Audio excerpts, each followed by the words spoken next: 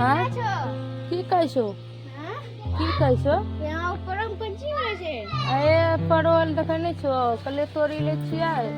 पूजा चालू है वाला छे ना। अभी मोछ मछली खावा पारा क्या दिन बेरलो जारू पूजा मोस मछली बना खेबो अब कहाँ से दिन अब एक दो दिन बचलो चारो पूजा चालू हो जते अब कैसे खेबो मोस मछली रात में कौन आदमी को मोस मछली खैला भी एक दो दिन में रह पारे छे 10 दिन का सर वो तो नहीं ना है